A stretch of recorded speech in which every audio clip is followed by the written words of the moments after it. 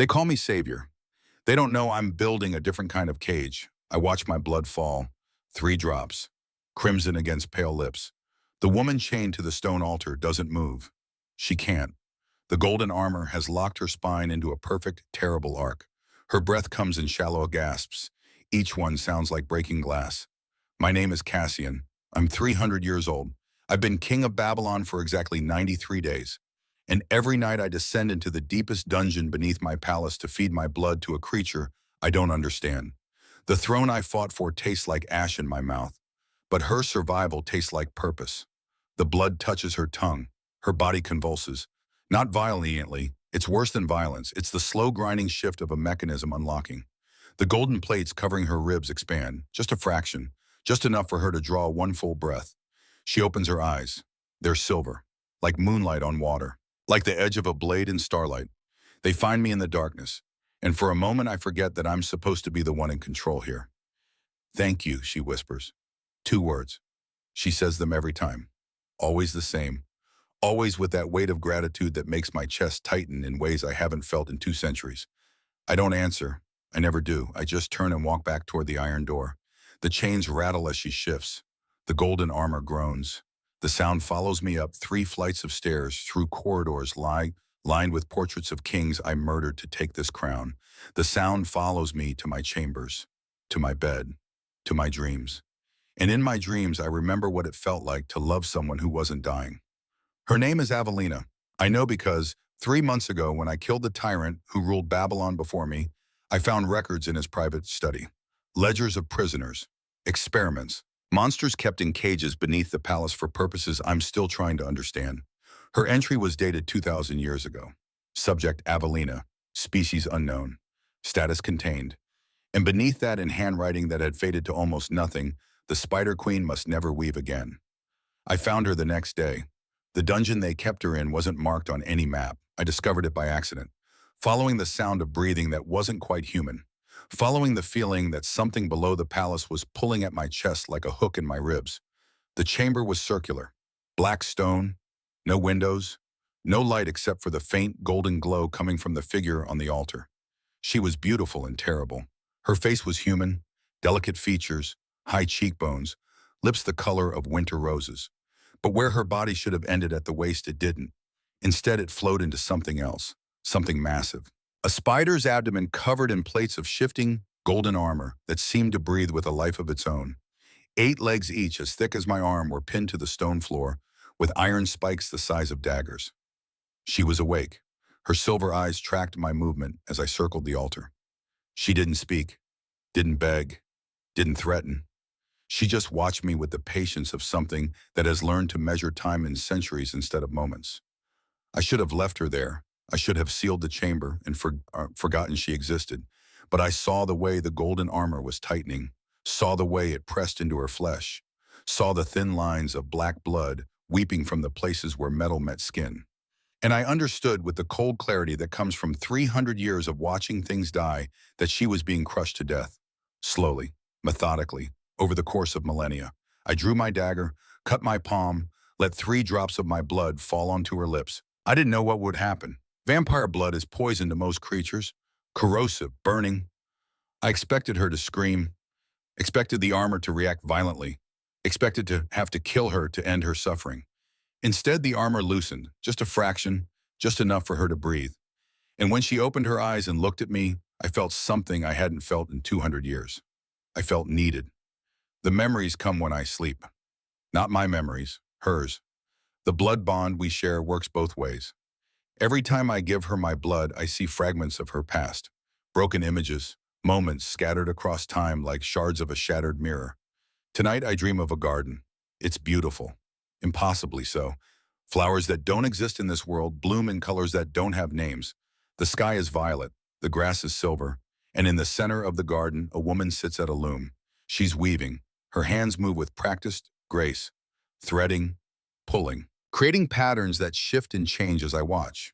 The threads aren't made of wool or silk. They're made of light, golden light that hums with power that makes my teeth ache even in the dream. I move closer, close enough to see her face. It's Avelina, but different, whole, free. She wears a white dress that moves like water, Her hair falls loose down her back, dark as midnight, and she's smiling as she works, humming a melody that sounds like wind through trees. She looks happy. Then the scene shifts. The garden is burning. The sky has turned black. The silver grass withers. The flowers collapse into ash. And Avelina is screaming. Not in pain, in horror. She's staring at the loom, at the pattern she's created. The golden threads have turned red. They spread from the loom like veins, like infection, crawling across the ground, up the trees, into the sky itself.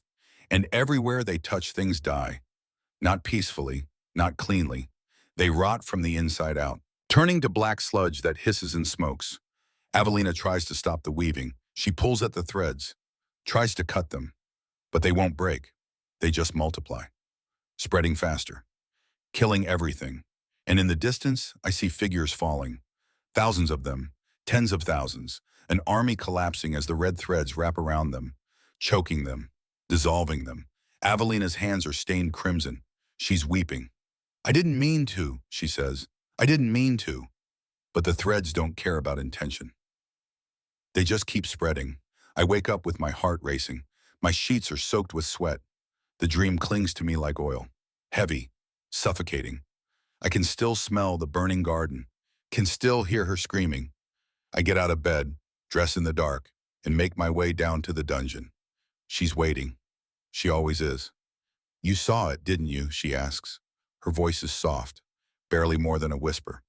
But in the silence of the chamber, it carries. I don't pretend not to understand. The blood bond is growing stronger. We both feel it. Every time I feed her, the connection deepens. Her memories bleed into my dreams. My emotions echo in her chest. It's invasive, intimate, terrifying. I approach the altar, stand close enough to see the way her silver eyes reflect the golden glow of her armor. "What were you weaving?" I ask. It's the first time I've spoken to her beyond the necessary exchanges. The first time I've acknowledged that the dreams are real. She closes her eyes. When she opens them again, there's a weight in them that makes me want to step back. "Fate," she says, one word, but it lands like a stone in deep water, sending ripples that disturb everything. "I was the weaver of fates," she continues, 2,000 years ago.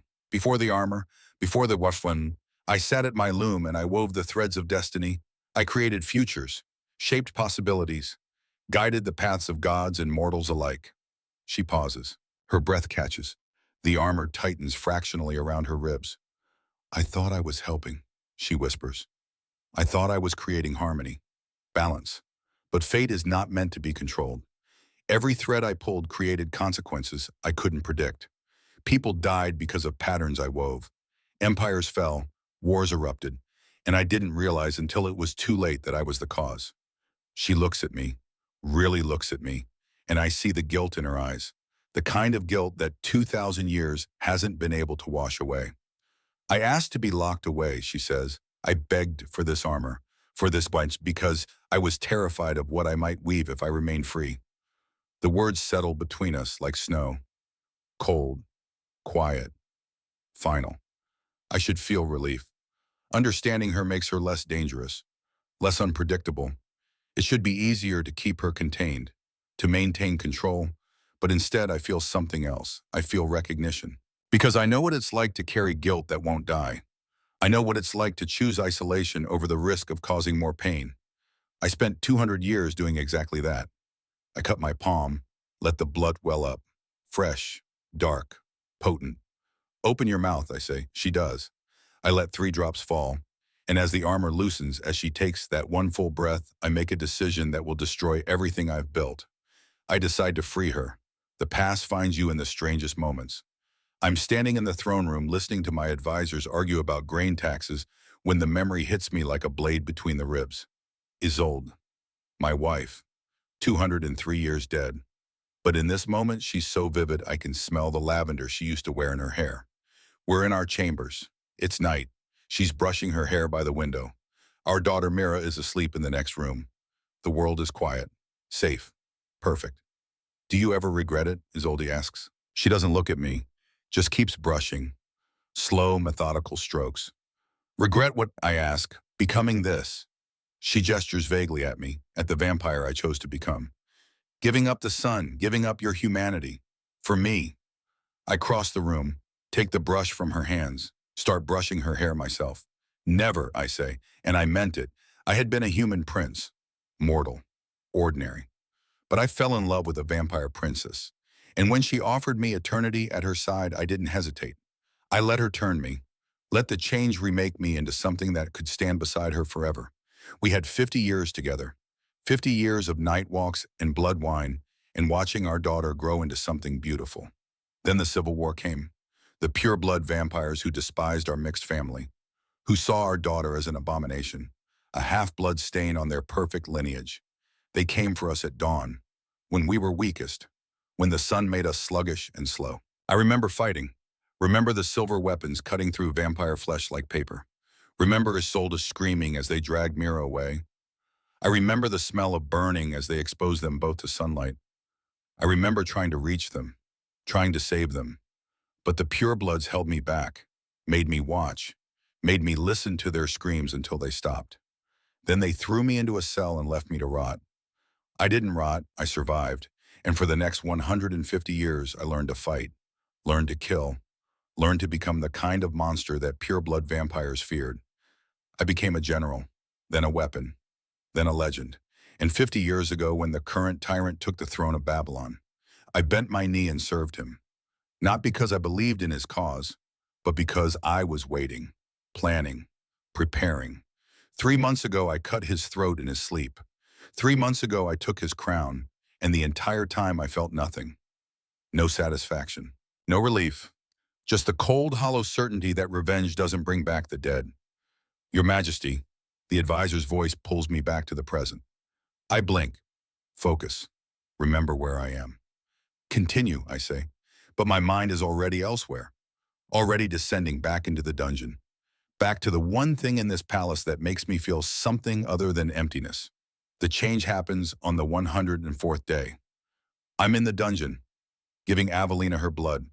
Same routine, same 3 drops, same shallow breathing as the armor loosens. But this time when she opens her eyes, something is different. There's color in her cheeks, just a hint, like the first blush of dawn on snow. You're getting stronger, I say. She nods. Your blood is breaking the seals, slowly but consistently. She says it matter-of-factly. No fear, no hope, just observation. Is that dangerous? I ask. Yes. One word, honest, direct. I should stop, should cut off the blood supply. Let the armor tighten again. Lock her back into stasis before whatever power she possesses can wake fully. But I don't. How dangerous, I ask instead. She considers this. Her silver eyes study my face, and I have the unsettling feeling that she's reading things in my expression that I don't want anyone to see. Do you know why vampires exist? She asks. The question catches me off guard. I shake my head. I made you, she says. Silence. The words don't make sense at first. They float in the air between us like smoke, shapeless, impossible to grasp. What? I manage. 2,000 years ago, she says, before the guilt, before I understood the consequences, I was weaving futures, creating possibilities. And I saw a thread, a golden thread that led to a world where night and day could coexist, where death and life could merge, where something new could be born from the joining of opposites. She pauses. The armor shifts, groans. I pulled that thread, she continues. I wove it into reality. And from that weaving, the first vampire was created. Not by disease, not by curse, by my design. My mind is racing, trying to process, trying to understand. You're saying vampires exist because you wanted them to. I'm saying vampires exist because I thought they would bring balance. I thought they would be the bridge between mortality and immortality, between human fragility and divine power. She looks at me, and there's something in her eyes now, something that looks almost like regret. Your bloodline, she says, the specific genetic markers that make your blood corrosive to divine magic. That wasn't random. That was woven, deliberately, carefully. I created your ancestors to be keys, fail-safes, tools that could unlock divine prisons if they were ever needed. The implications hit me like falling stones. You created me, I say slowly, to free you. I created your bloodline, she corrects, 2,000 years before I was imprisoned. I didn't know I would need freeing. I didn't know I would become something that needed to be locked away. But when I designed your kind, I wove in the possibility, the potential, just in case.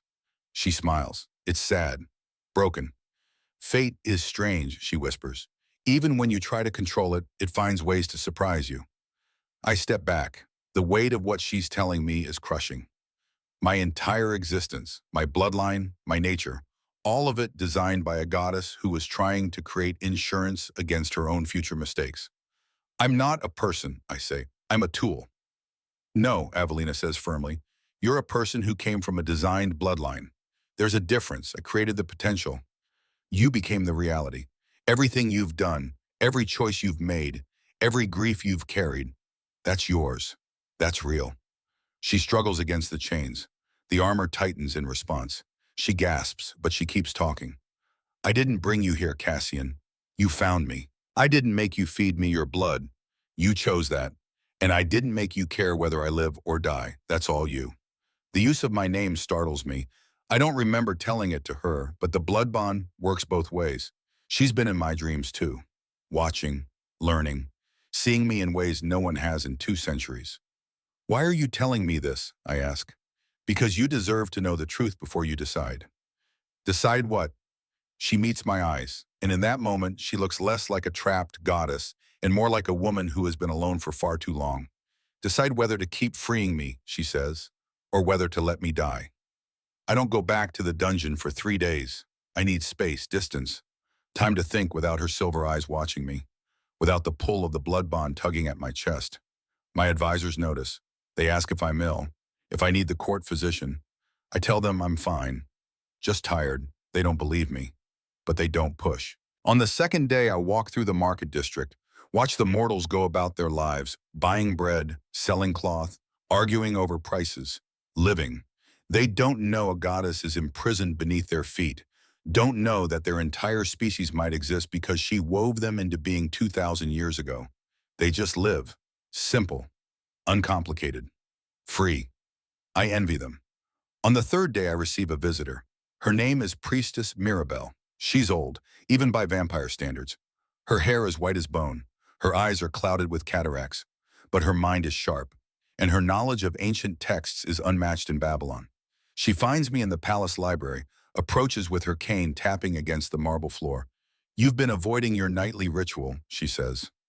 I don't ask how she knows. Mirabelle knows everything that happens in this palace. I needed time to think, I say, about the Spider Queen. It's not a question. I close the book. I wasn't really reading. Turn to face her. You know about her, I say. I know about the prophecy, Mirabelle corrects, the one that says when the spider weaves again, old debts come due. What does that mean, Xiao? Mirabelle settles into a chair. Her bones creak. She's old enough that even vampire healing can't fully erase the weight of centuries. 2,000 years ago, she begins, there was a goddess who wove fate. She was beloved, powerful, but she made a mistake, a terrible mistake. Her weaving caused a war that killed thousands, and in her grief she asked to be imprisoned, locked away where she could never weave again. She pauses, looks at me with those clouded eyes that somehow see too much.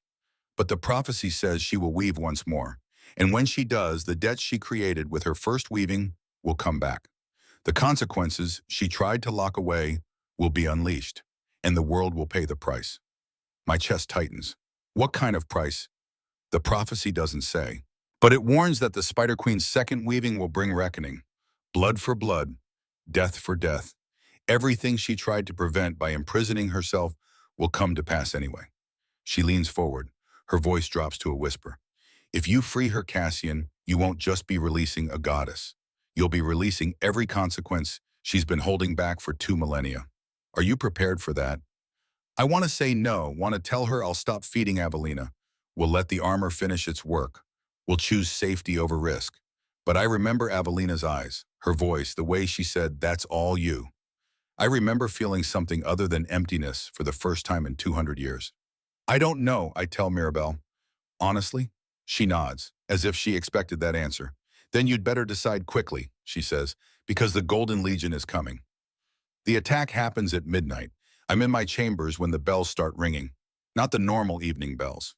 The alarm, the one that means Babylon is under siege. I'm at the window before my mind fully processes what's happening. And what I see makes my blood freeze. The city is burning, but not with normal fire. The flames are golden, bright, Unnatural. They spread too fast, consume too completely, turning stone into slag, flesh into ash. And walking through the flames are soldiers, hundreds of them, maybe thousands. They march in perfect formation, silent, synchronized. And they're not human. They're corpses, fused with molten gold. Their bodies are covered in the same kind of armor that imprisons Avelina. But where hers is restraining, theirs is weaponized, jagged, sharp, designed to kill. The Golden Legion. I've heard stories, legends about an army of undead warriors bound to serve an ancient power. But I thought they were myths, ghost stories to frighten children. Watching them march through my city, I understand they're very real. And they're here for her. I run. Through corridors, downstairs, pushing past guards who are scrambling to organize a defense. I know it's useless. I've seen wars, led armies, and I can already tell that Babylon doesn't have the strength to fight this. But I can get her out. I can save her. The dungeon door is already open when I reach it. Someone else got here first. I draw my sword, move cautiously into the chamber. A man stands beside the altar. Old, weather-worn, his clothes are tattered, covered in desert sand, and his left arm from the elbow down isn't flesh. It's gold, the same corrupted, necrotic gold that covers the corpse soldiers above. He's holding a rusted key, unlocking Avelina's chains. Step away from her, I say. The man doesn't flinch, doesn't even look at me, just keeps working on the locks.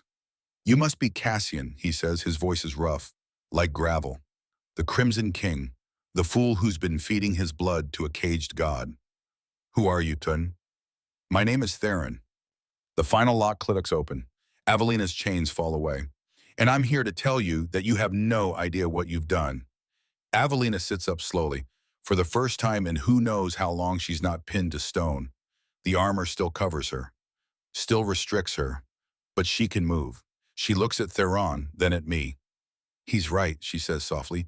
You don't understand. Then explain, I say. My sword is still drawn, still pointed at Theron.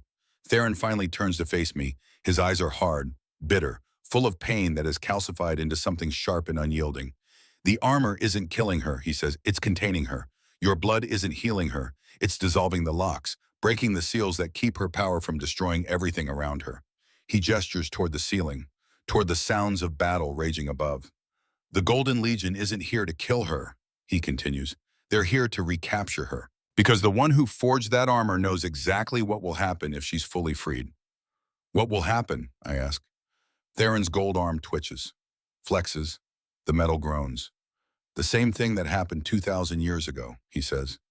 When she tried to weave fate and accidentally started a war that killed 30,000 people in a single night. He looks at Avelina, and there's something in his expression that looks almost like pity.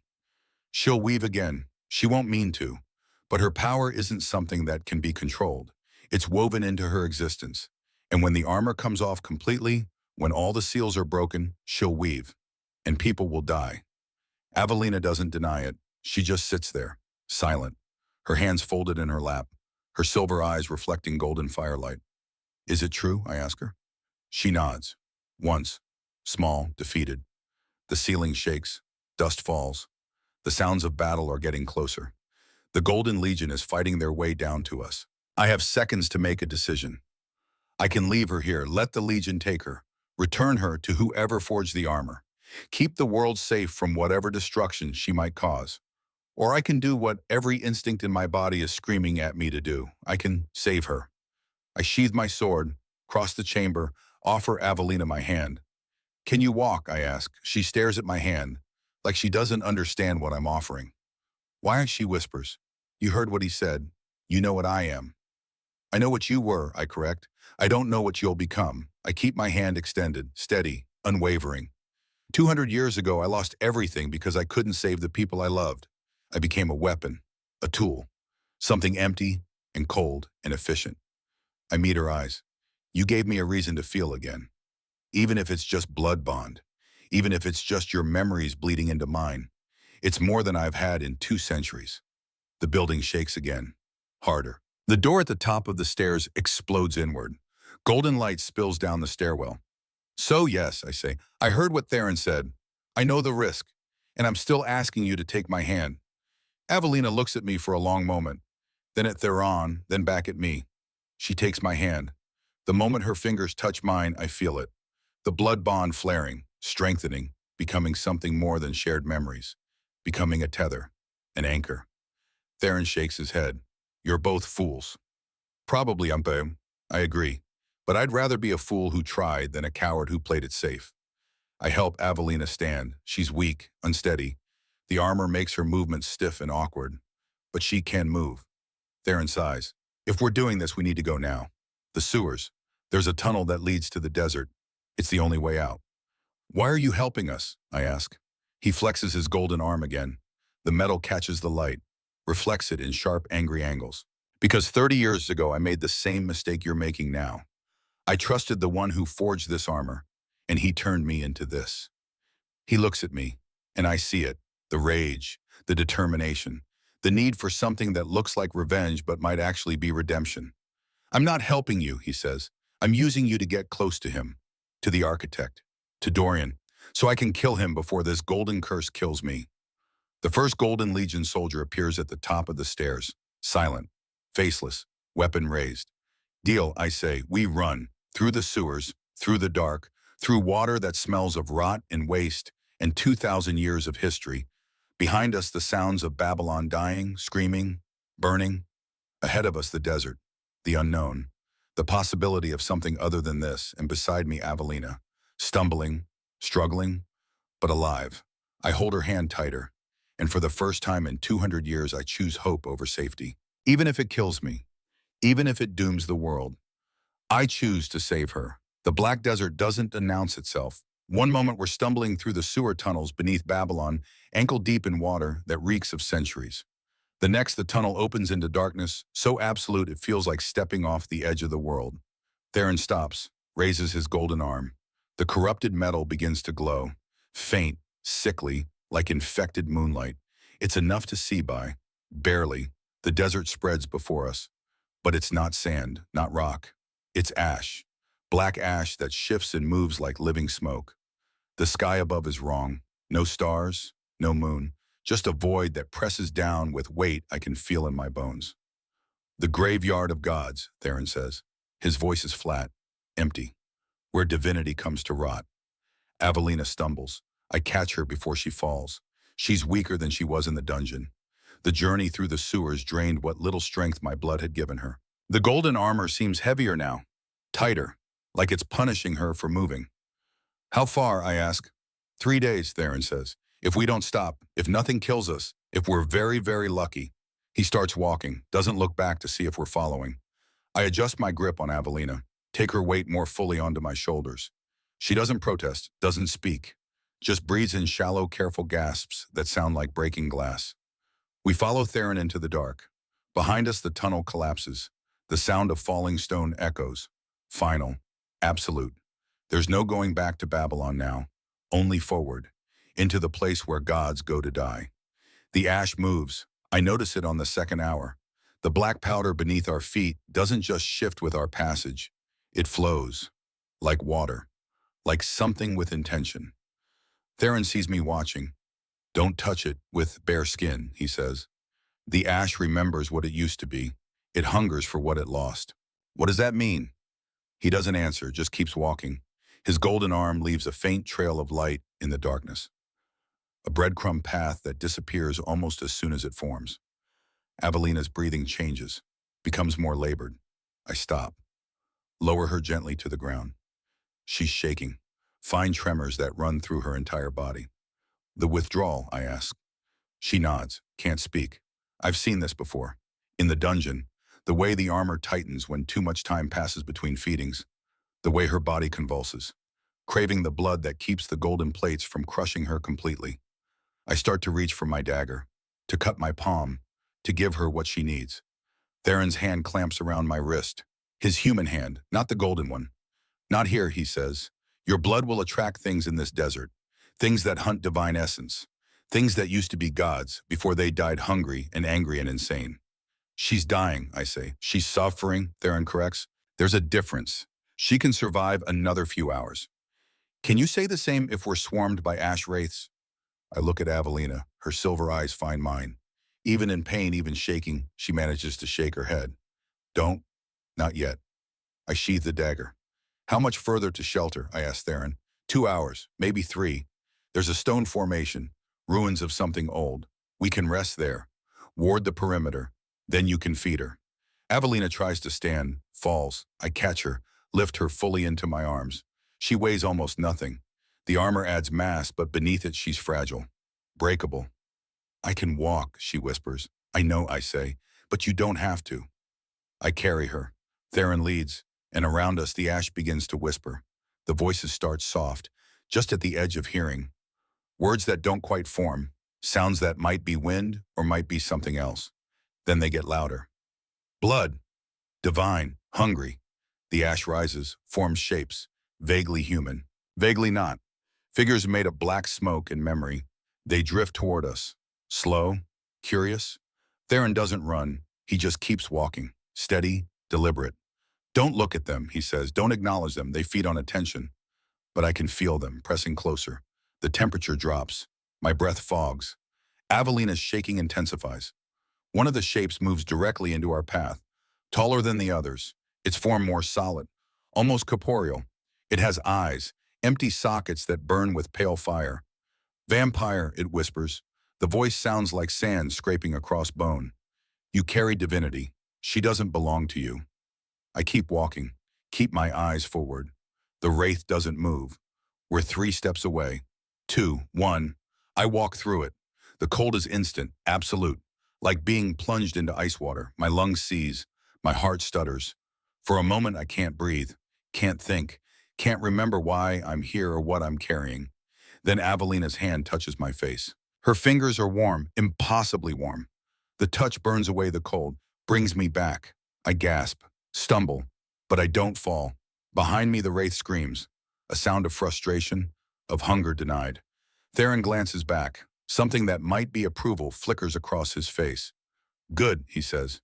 You didn't break. What was that? My voice is rough, shaken. Ash wraith, remnant of a ton who died in this desert. They're drawn to divine essence, to power. They want to consume what they lost, become whole again. He looks at Avelina. She's like a beacon to them. The armor contains most of her power, but enough leaks through, enough to make them desperate. How do we stop them? We don't. We endure and we keep moving. More shapes rise from the ash. Dozens, hundreds. They form a corridor, watching, waiting, hungry. We walk through them. Each one we pass tries to touch, to take. The cold hits in waves. My vampire nature keeps me alive, but barely. Each contact drains something, leaves me weaker, slower, but I don't stop. I hold Avelina tighter, feel her warmth anchoring me, keeping me human, keeping me moving. And eventually, mercifully, the wraiths thin, fall back, fade into the ash from which they came. Ahead I see it, a structure, stone pillars rising from the black desert like broken teeth, the ruins Theron promised. We reach them just as my strength gives out. I set Avelina down carefully, then collapse beside her. My entire body is shaking, cold, exhausted. Theron immediately begins moving around the perimeter, drawing symbols in the ash with his golden arm. The metal glows brighter as he works, creating a barrier, a ward. Rest, he says. We have maybe 6 hours before the wraiths regroup, before they're brave enough to test the wards.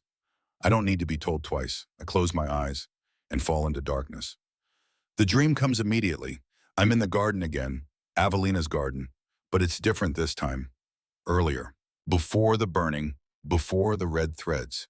She sits at her loom, weaving, but she's not alone. Another woman stands beside her, taller, more angular. Her hair is white, her eyes are gold, and she watches Avelina work with an expression that makes my skin crawl. Envy, pure but undiluted, toxic. You make it look so easy, the white-haired woman says. Her voice is honey over poison. Avelina doesn't look up from her weaving. It's not easy. Every thread requires focus, intention. One mistake and the pattern collapses. But you never make mistakes. I've made plenty. I just hide them well. The white-haired woman circles the loom. Her fingers trail across the golden threads. They spark where she touches. React. Show me how, she says. I can't. The weaving is mine. Each goddess has her own gift.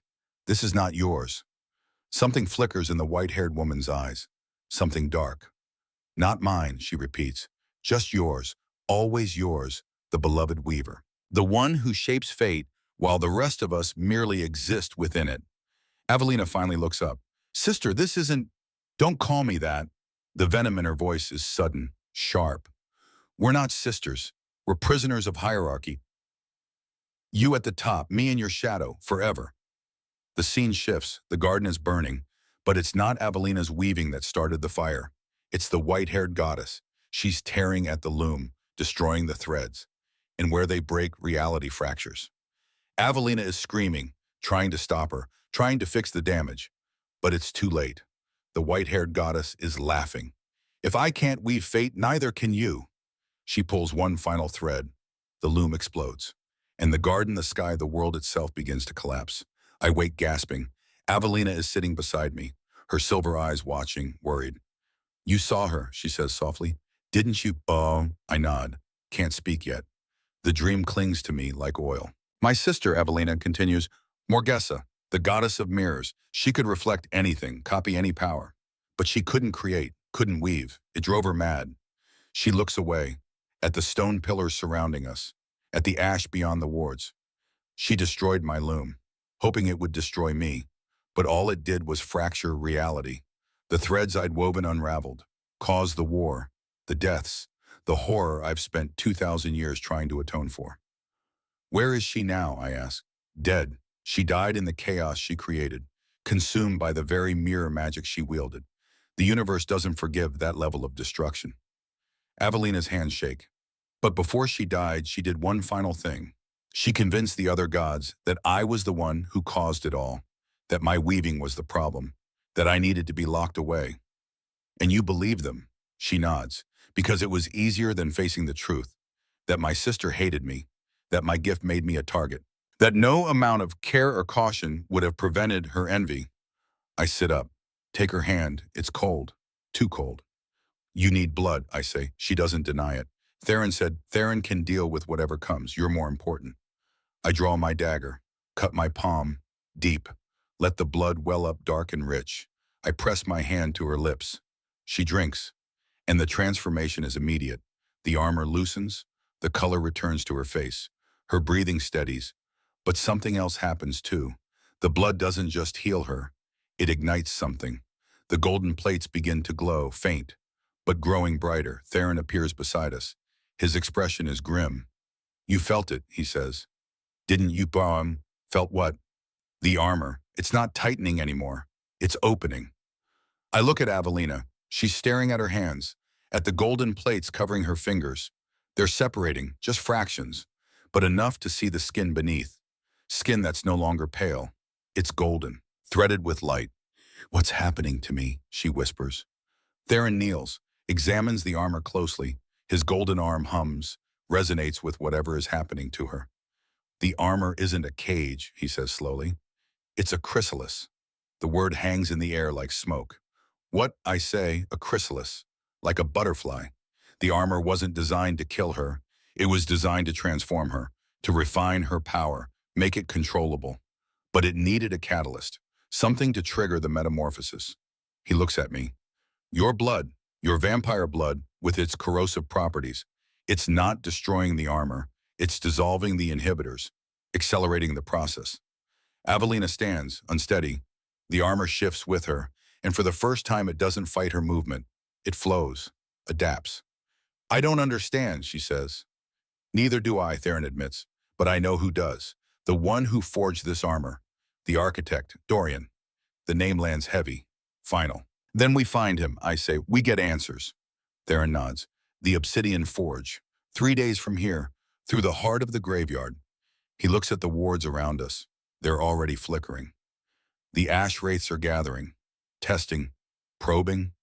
We leave in 1 hour, he says, before they realize the wards won't hold. We walk for 2 more days. The landscape doesn't change. Just endless ash, endless dark, endless whispers from things that used to be divine and are now just hungry ghosts. But Avelina changes. I see it in the way she moves. Stronger, more fluid. The armor that used to weigh her down now seems to enhance her, support her. Every few hours I give her blood. And every time the golden plates separate a little more, revealing what's beneath. She's beautiful and terrifying. Her skin has taken on a luminous quality, like she's lit from within. Her spider legs, which used to drag and scrape, now move with predatory grace. And her eyes. Her silver eyes are starting to show flecks of gold. She's becoming something new, something I don't understand. On the third night, we stop in the shadow of a massive structure. It rises from the ash like a cathedral, but it's not built. It's grown, organic, made of stone that curves and twists like frozen water. The oracle's tomb, Theron says, the first prophet who tried to predict the end of the gods. Did he succeed? I ask. He's dead. You tell me. We enter through an archway carved with symbols I don't recognize. Inside, the walls are covered in murals, faded, ancient, but still visible in the faint glow of Theron's golden arm. They tell a story.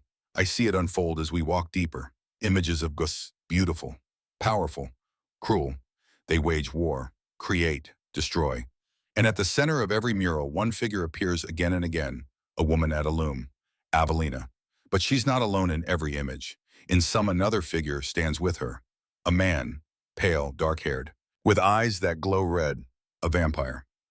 Theron, I say, come look at this. He joins me, studies the mural. His expression shifts, understanding, then concern. That's not possible, he says. He points to symbols beneath the vampire figure. Ancient text. He reads slowly, haltingly. The chosen blood, the key, the one who will unlock the weaver when the time comes. He moves to another mural. This one shows the vampire offering blood to the woman at the loom, and from their union threads of gold spread across the world. She didn't just create the vampire bloodline, Theron says. She created a failsafe, a specific genetic marker, passed down through generations, waiting for the right descendant.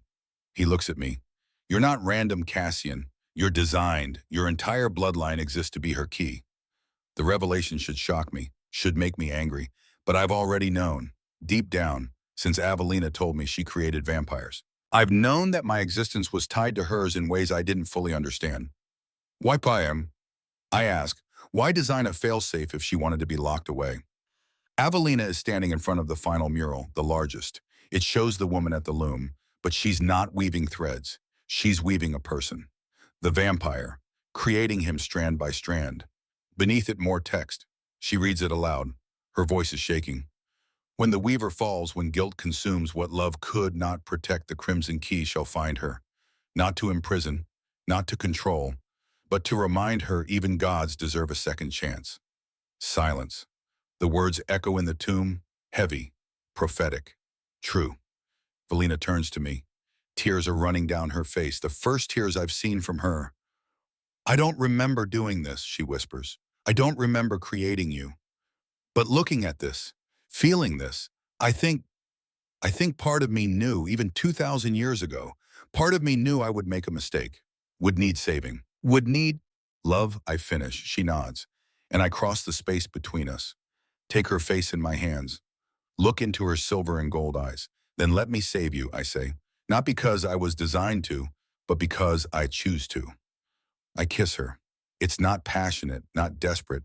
It's soft, gentle. The kiss of someone who has learned that love isn't about possession. It's about presence. When I pull back, she's glowing, actually glowing. The golden armor is pulsing with light. And then it moves, not tightening, opening. The plates along her spine separate, like flower petals unfurling. And beneath them, I see it. Not flesh, not the melting, corrupted tissue Theron warned about, but something else. Wings, golden wings, translucent, delicate. They emerge slowly, carefully, testing the air. Avelina gasps, reaches back, touches them. They're real. What? She can't finish the question. Theron is staring. His face has gone pale. The chrysalis, he says. It's not refining her power to control it. It's evolving her, making her into something new, something that's never existed before. What is she becoming? I ask, before Theron can answer. The tomb shakes. Not from the ground, from the air itself. Reality warps, bends, and then he appears, not in person, but as a projection, a figure made of light and shadow. Tall, elegant, with hands that end in golden needles instead of fingers. Dorian, the architect. His voice fills the tomb, smooth, cultured, amused. Cassian, Avelina, how wonderful to finally meet the two pieces of my masterpiece. I draw my sword, useless against a projection, but the weight is comforting. What do you want, Utland? I demand. Dorian smiles. When I already have what I want. You've done exactly what I knew you would do. Fed her your blood, broken the seals, accelerated the transformation. He gestures to Avelina, to her wings, her glowing skin. You think you've been freeing her, but you've been preparing her. For me. The projection moves closer. Studies Avelina like she's a sculpture he's created. The armor was never a prison, he says. It was an incubator, a chrysalis to evolve her from a flawed goddess into something perfect, something I could use. But the process required a catalyst, blood with the exact genetic properties to trigger metamorphosis. He looks at me. That's where you come in, dear Cassian. You see, Avelina created the vampire bloodline 2,000 years ago. But I've been refining it, guiding it. For the last 500 years, I've been manipulating your ancestors, breeding specific traits, creating the perfect corrosive agent. The words hit like blows. You made me, I say, I made your bloodline, the genetic markers, the vampire toxicity that dissolves divine locks.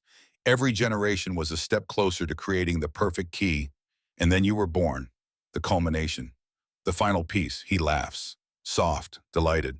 You were made to love her, Cassian. Every drop of devotion was engineered. Every choice you thought was yours was simply following the path I laid out centuries ago.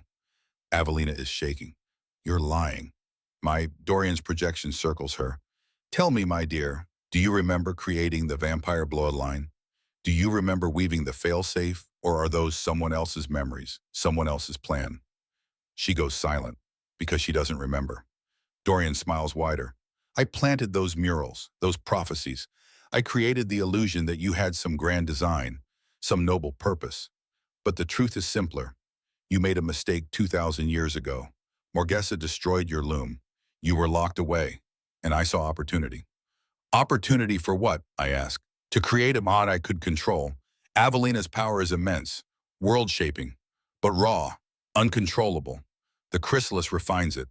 Your blood triggers the evolution. And when she emerges fully transformed, she won't remember her guilt, her fear, her weakness. He leans closer to the projection's edge. She'll be perfect, powerful, and completely dependent on the one who forged her new form. Me. Theron steps forward. His golden arm is glowing brighter than I've ever seen. You did this to me too, he says. Didn't you 30 years ago? I came to you begging for help to save my daughter. And you used me as a test subject. Dorian glances at him, dismissive. Of course, how else was I to perfect the gold binding process? Your failure taught me what not to do. Your suffering refined my technique. You should be grateful. Your pain gave her perfection. Theron's human hand clenches into a fist. I'm going to kill you, he says quietly.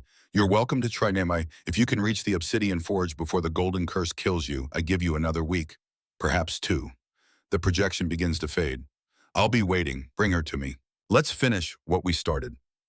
2,000 years ago. He disappears. The tomb is silent. Avelina collapses. I catch her. Her wings fold against her back. The golden armor is still opening, still transforming her. I don't know what's real, she whispers. I don't know if I chose you or if he made me. I don't know if my memories are mine or his implants. I hold her closer. I know one thing, right now, in this moment. You're real. I'm real. And whatever he designed or didn't design doesn't change what I feel. How can you be sure, she asks, because I spent 200 years feeling nothing? And he can't engineer that. He can't create the capacity to love again after losing everything. That's mine. That's real. Theron is examining his golden arm. The curse is spreading. I can see it now, creeping up past his elbow, toward his shoulder. We have to move, he says. Dorian knows we're coming, which means he's prepared, which means we're walking into a trap. Then we spring it, I say, and we make him regret it. I help Avelina stand. Her wings shimmer, catch the faint light. They're beautiful. And they're hers. Whatever Dorian claims he created, these belong to her. Can you fly? I ask. She looks at her wings, tests them. They flutter, uncertain, unpracticed. I don't know, she says. I've never had wings before. Then we'll learn together. We leave the tomb. Step back into the ash and darkness of the graveyard. But something has changed. The whispers are quieter. The ash wraiths are keeping their distance. They're afraid. Not of me, not of Theron, of her, of what she's becoming. We walk through the night, through the day that never comes, through time that feels like it stopped meaning anything centuries ago. And on the horizon I see it, the Obsidian Forge, a structure that looks like it was grown from the bones of the earth itself. Black, massive, terrible. Dorian is waiting inside, with answers, with traps, with the final piece of whatever design he's been building for 500 years. I look at Avelina, at Theron, at the strange family we've become in the space of days. Whatever happens in there, I say, whatever he reveals, whatever he's planned, we face it together. Theron nods. His golden arm is glowing, ready. Avelina's wings spread, testing, preparing. Together, she agrees, we walk toward the forge, toward our destinies, designed or chosen, real or engineered. It doesn't matter anymore. All that matters is what we do next. The Obsidian Forge doesn't look like a building. It looks like a wound in reality. Black stone rises from the ash in twisted spires that seem to bleed darkness into the air around them. The structure pulses, not with light, with absence, like it's drinking the world itself. We stand at the threshold, three people who shouldn't exist. A vampire king designed to be a key, a goddess being transformed into something unprecedented, a cursed oracle dying one golden inch at a time. Once we go in, Theron says there's no coming back out, not as we are now.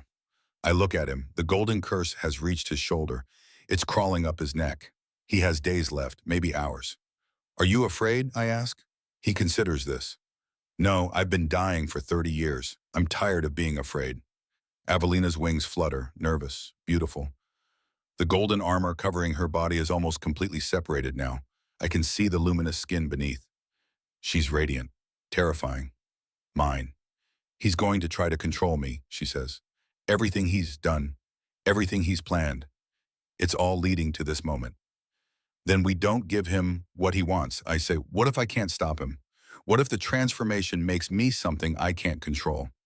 I take her hand. It's warm, real. The blood bond between us hums with certainty. Then I'll be your anchor, however long it takes, however hard it gets. I'll hold on. She looks at me with those silver and gold eyes, and I see it. The thing Dorian could never engineer, could never design. Trust. Let's finish this, she says. We walk through the entrance, into the heart of the forge, into the end of everything we were. The interior is vast, cathedral-like, but instead of pews, there are workbenches. Instead of altars, there are anvils, and hanging from the ceiling on golden chains are hundreds of half-finished creations, bodies, armors, creatures that were never meant to exist. Dorian's experiments, his failures, his ambitions made flesh and metal. At the center of it all, he waits, not a projection this time. The real thing. Tall, elegant, his skin as pale as alabaster, his hair as black as the void, and his hands, those terrible hands that end in 10 golden needles instead of fingers.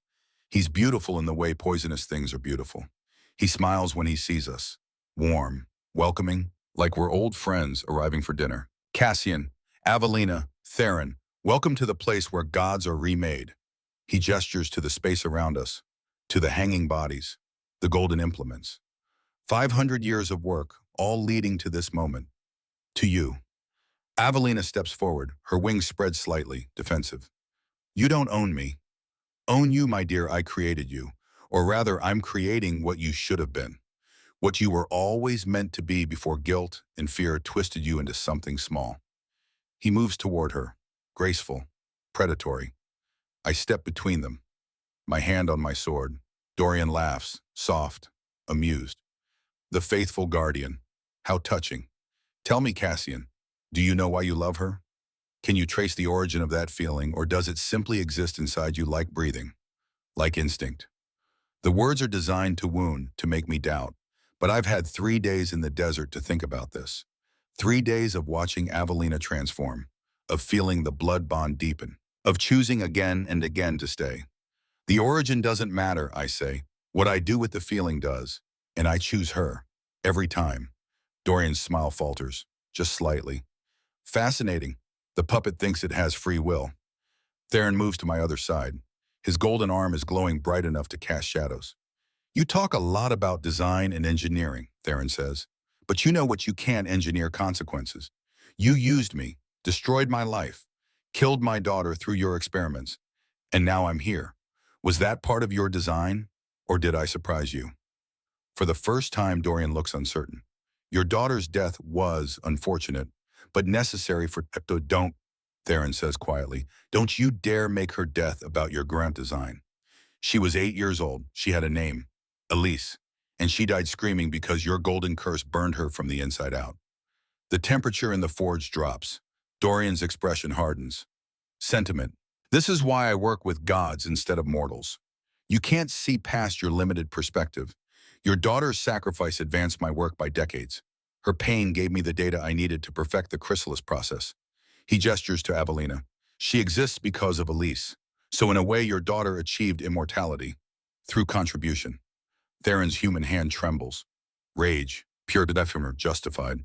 But he doesn't attack. He just stands there, breathing, grounding himself. I'm going to give you a chance, Theron says. One chance. To acknowledge that what you did was wrong. That Elise mattered. That she wasn't just data. Dorian stares at him, genuinely confused. Why would I acknowledge a falsehood? Progress requires sacrifice. Morality is a cage for small minds. I freed myself from that cage centuries ago. And in that moment, I understand something fundamental about Dorian. He's not evil. He's not cruel. He's empty. 500 years of immortality without love, without connection, without anything except his work. He's hollowed himself out, removed every piece that made him human, and filled the space with ambition and control. He's terrifying because he genuinely doesn't understand why what he's done is monstrous.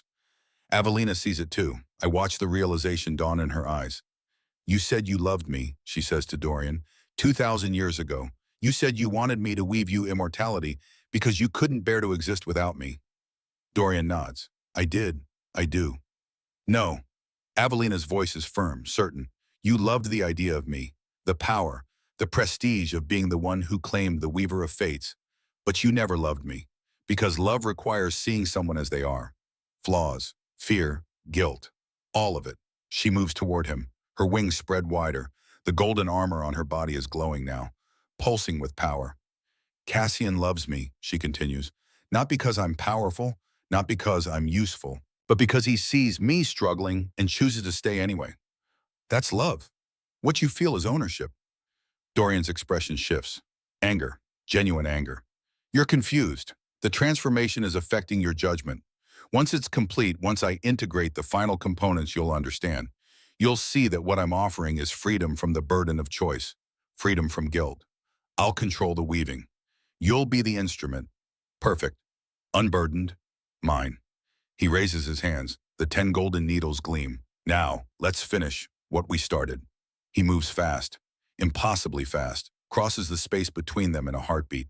His needles reach for Avelina's spine, for the places where the armor is opening, for the vulnerable points he designed 2,000 years ago. But he doesn't reach her, because I'm there first. I catch his wrists. The needles stop inches from Avelina's back. My vampire strength against his immortal speed. We're locked. Frozen. Dorian looks at me, surprised. Impressive, but futile. You can't hold me forever. I don't need forever, just long enough. For what? Avelina's hands move to the sides of her armor, to the places where it's almost completely separated, and she pulls. The sound is like crystal shattering, like reality breaking. The golden armor doesn't come off, it transforms. The plates dissolve into liquid light. They flow across her skin, into her skin, becoming part of her instead of something containing her. The wings on her back expand, grow, become solid, real, and her spider legs. The 8 massive limbs that have been pinned and broken and forced into submission for 2,000 years. They move, not with the stiff mechanical motion of something restrained, with fluid predatory grace. Avelina rises, lifts off the ground, suspended by her wings, by the power flowing through her transformed body. She's terrifying, beautiful, free. And when she speaks, her voice echoes with harmonics that weren't there before. You designed the chrysalis, but you didn't design what I would become. You couldn't, because transformation requires choice, and I choose to be more than your weapon. Dorian wrenches free from my grip, steps back, For the first time, he looks uncertain, afraid. That's not possible. The armor was calibrated to create a specific outcome. You should be controllable, dependent, mine. Avelina descends. Her feet touch the ground. The spider legs fold against her body, retract partially. She's learning to control them. You forgot something, she says. The catalyst, the vampire blood that triggered the transformation. It wasn't just corrosive, it carried something else. Something you didn't account for. She looks at me. Connection. The blood bond between us. Every drop Cassian gave me carried his emotions, his memories, his choice to love me despite fear. That became part of the transformation. Part of what I am now. She holds out her hand. Golden threads appear. Not from a loom, from her fingertips. They weave through the air, creating patterns, possibilities. I can weave fate again, she says, but differently. Not to control, not to force outcomes, but to show truth, to reveal what people hide from themselves. The threads move toward Dorian. He tries to dodge, to run, but the threads are faster. They wrap around him, not binding, just touching, connecting. And suddenly I can see it. We all can see it. Dorian's truth. The memory plays out in the air above us. Visible, undeniable. A young man, mortal, brilliant, working in a library surrounded by ancient texts. He's researching, obsessed, trying to find a way to extend human life. Then Avelina appears, the goddess, beautiful, kind. She's visiting the library, intrigued by the mortal scholar who dares to question immortality. They talk, they connect, and young Dorian falls in love, not with her power. Not at first, with her laugh, her curiosity, the way she listens when he speaks. He asks her to make him immortal, not to possess her, but to have time, to keep learning, to keep being with her. She agrees, weaves his fate, grants him endless years, and for a while they're happy. Then the change begins. Slowly, year by year, Dorian's love curdles, his curiosity becomes obsession. His desire to learn becomes need to control. He starts asking Avelina to weave more, to shape fates according to his designs, to prove that she loves him by using her power for him. She refuses, gently at first, then firmly. And Dorian's love transforms into something else, resentment, envy, possessiveness. He sees her power and hates that it's hers instead of his. He sees her create and despises his own inability to do the same. When Morgesa destroys the loom, when Avelina is imprisoned, Dorian doesn't mourn the woman he loved. He sees opportunity. The memory shows him approaching the other gods, offering to forge an armor, a chrysalis, to contain Avelina's dangerous power. But the plans he shows them aren't the real plans. The real plans involve 500 years of preparation, of manipulating bloodlines, of creating the perfect catalyst, so that when the armor finally opens, when Avelina transforms, she'll be bound to him, forever. The memory fades. Dorian is standing frozen, staring at the space where his truth was displayed. His face is white. His hands are shaking. No, he whispers, that's not. I loved her. I was trying to save her, to protect her. Avelina's expression is tomten, pitying. You loved me once, she says, 2,000 years ago, when you were mortal, when you understood connection and loss and the beauty of impermanence. But immortality changed you, year by year, century by century, until all that remained was the shape of love without the substance. Well, she moves closer. The golden threads still connect them, but gently now, almost tender. You forgot what it means to be human, she continues, to need, to fear, to choose love even when it's terrifying. You thought control was love. Ownership was devotion. But love is the opposite of control. It's trust, vulnerability, the willingness to let someone be free even if it means losing them. Dorian looks at her, and for just a moment I see something crack in his expression, something that might be recognition or grief. I don't know how to be anything else, he says. His voice is small, lost. I know, Avelina says, and I forgive you. The words land like thunder. Dorian stares. What? I forgive you for the cage, for the manipulation, for trying to make me into your puppet. Because I understand, better than you know. I spent 2,000 years locked away because I was terrified of my own power, of making mistakes, of causing pain. We're not so different. She releases the threads. They dissolve. But I learned something you haven't. Mistakes don't make you a monster. Refusing to acknowledge them does. Hurting people doesn't make you irredeemable. Refusing to feel remorse does. She steps back. You have a choice. Right now. You can keep insisting this was all according to design, that you were right, that sentiment is weakness. Or you can admit that you're lonely, that 500 years of work was just trying to fill a void that can't be filled with control. Silence. Dorian stands there, the elegant architect, the immortal master of divine forging. And he breaks. It starts with his hands. The golden needles retract, dissolve. His actual fingers emerge, pale, trembling, human. Then his shoulders. They shake, collapse inward. He falls to his knees, and he weeps. Not gracefully, not quietly. He sobs like a man who has forgotten how to cry and is relearning in a single devastating moment. I'm so alone, he says between gasps. I can't. Everyone I've ever. They all. I drove them all away. I don't know how to. I forgot. I forgot what it felt like to need someone. Avelina kneels beside him, places a hand on his shoulder. He flinches at the touch, like he's forgotten what kindness feels like. It's not too late, she says. You can change. You can choose differently. How, he asks, desperate, broken. How do I undo 500 years of this? You start by acknowledging the harm, by accepting that Elisa, she glances at Theron, that she mattered, that her death wasn't data, it was tragedy, and you were wrong. Dorian looks at Theron, his eyes are red, streaming. I'm sorry, he whispers. She had brown eyes. She called me the Golden Man. She asked if the procedure would hurt, and I said no because I didn't want her to be afraid. But it did hurt. And she called for you at the end, and I recorded her vitals instead of holding her hand. His voice breaks completely. I'm sorry, I'm so sorry. She deserved better. You deserved better. I am, a monster. Theron stands rigid. His golden arm is still glowing, still spreading. He's minutes from death now. The curse has reached his jaw, his ear. He could use those minutes for revenge, for violence, for making Dorian pay. Instead, he kneels too, beside the man who killed his daughter. Her favorite color was yellow, Theron says. His voice is rough. She liked birds. She wanted to be a healer when she grew up. She gave everyone she met a nickname based on what made them smile. He reaches out with his human hand and places it on Dorian's golden fingers. I've spent 30 years hating you, hunting you, wanting you to suffer the way Elise suffered, the way I've suffered. Tears are running down Theron's face too now. But hate didn't bring her back, didn't make the pain less, didn't give my life meaning. It hollowed me out the same way immortality hollowed you out. He squeezes Dorian's hand. So I'm letting it go, not because you deserve forgiveness, but because I deserve peace. Elise deserves to be remembered for her joy, not my rage. Dorian clutches Theron's hand like a drowning man clutching a rope. Thank you, he breathes. Thank you.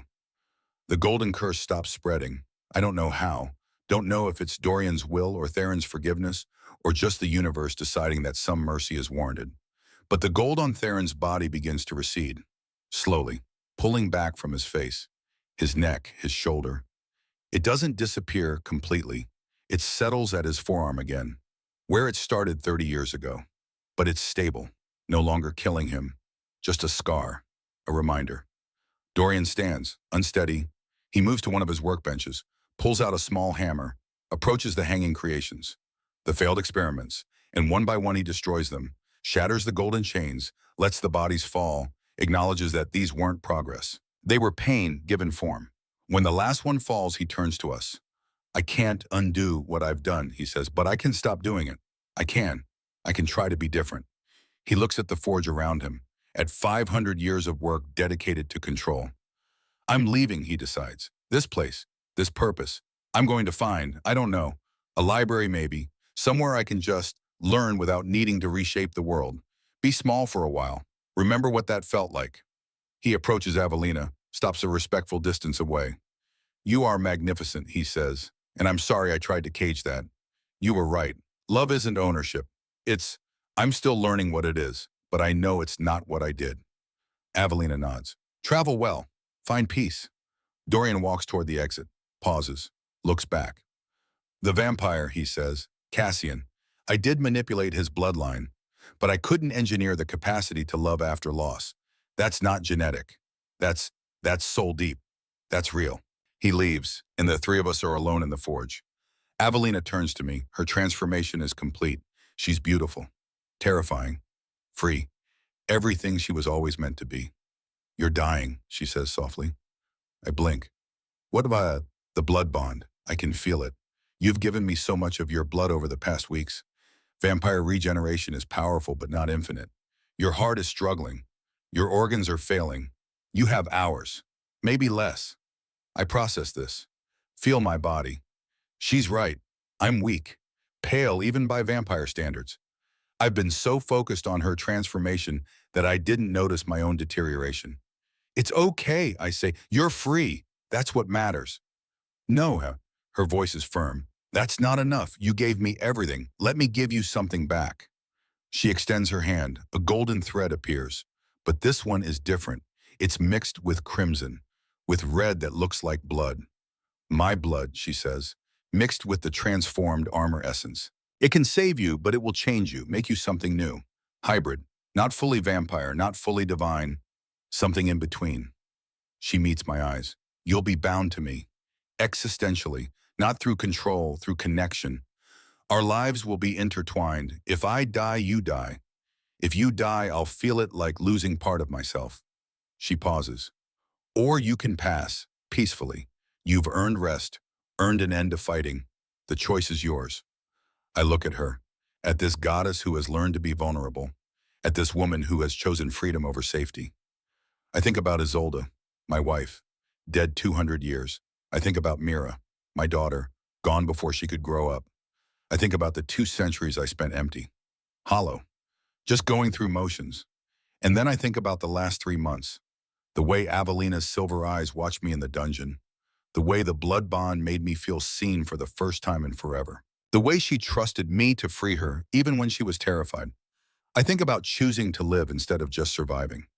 I spent 200 years afraid, I say, afraid to feel, afraid to need, afraid to love because losing love destroyed me. I take her hand. But you taught me something. Existence without connection is just prolonged death, and I'm tired of being dead. I smile. So yes, I choose life, I choose you, not because I have to, but because I want to weave a future together, whatever that looks like.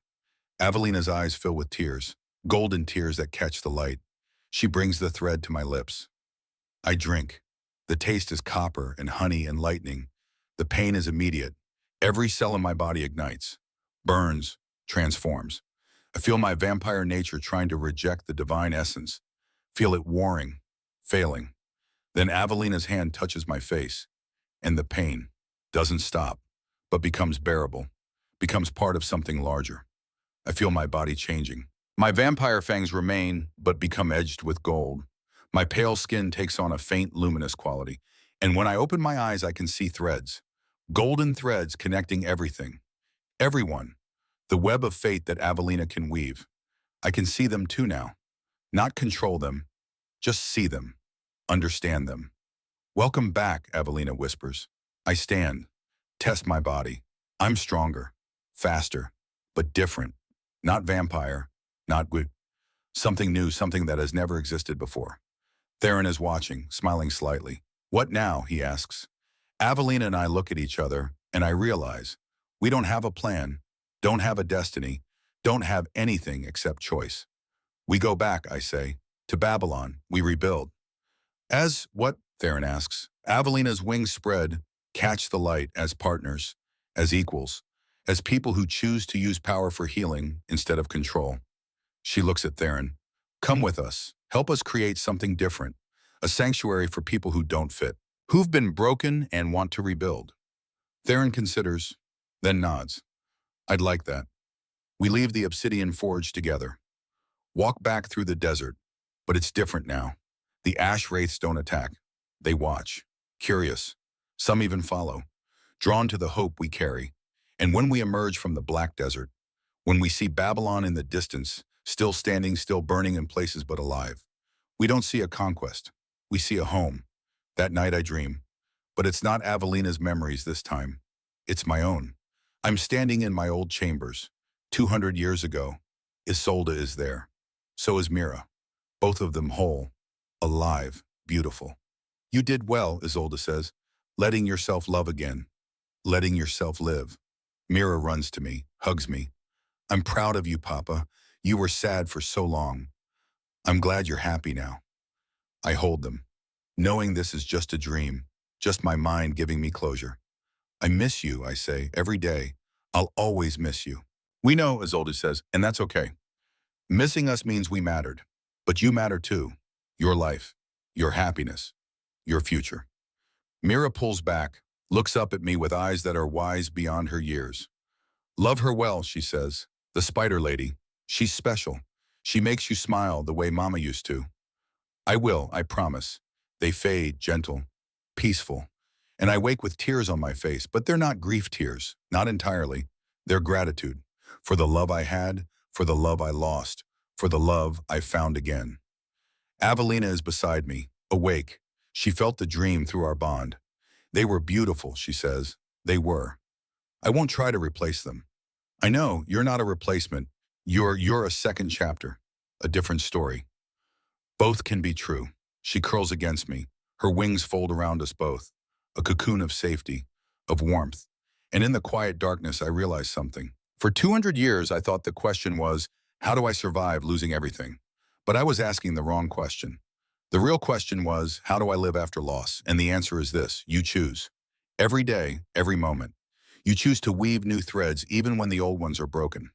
You choose to love even when you're terrified. You choose to be vulnerable even when every instinct screams for armor. You choose life. Not because it's easy, because it's worth it. 3 years later, I stand on the balcony of the rebuilt palace.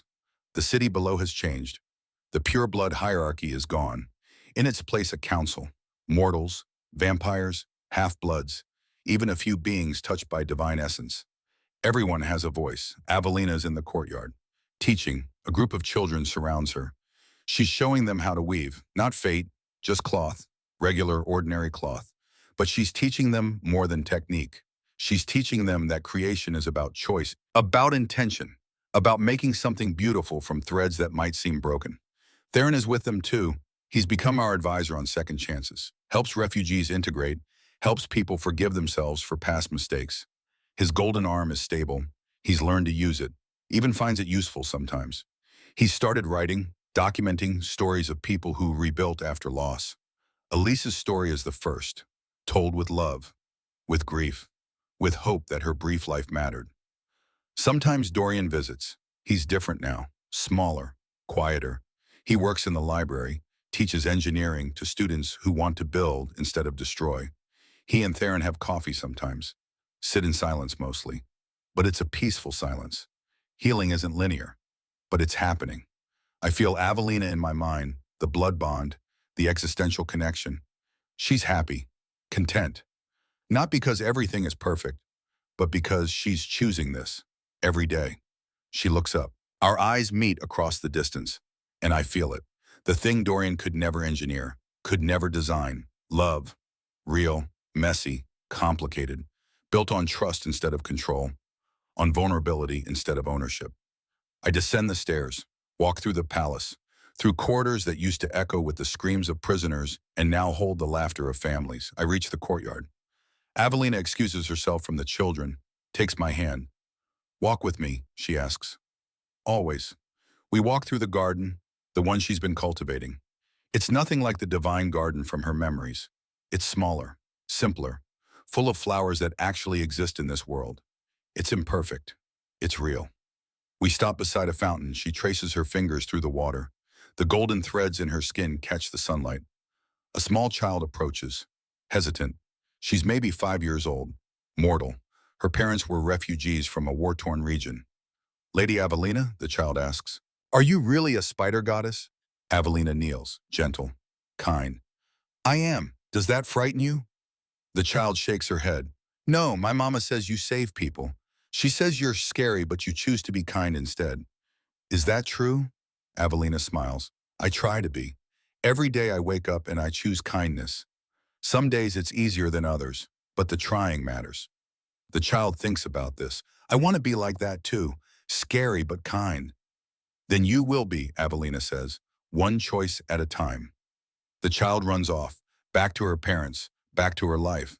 Avelina stands. I pull out a small box. In that is a ring. Simple. Silver band with a single golden thread woven through the metal. It's not an engagement, I say. We're already bound, existentially, forever. But I wanted to give you something that says I choose this, not because of blood bonds or fate threads, but because you're you and I'm me, and together we're home. Avelina takes the ring, slips it onto her finger. Tears are running down her face, golden and beautiful. I choose this too, she whispers. Every moment, every day, I choose us. The sun is setting over Babylon. We stand on the balcony together. Avelina's wings are visible. She only hides them when absolutely necessary.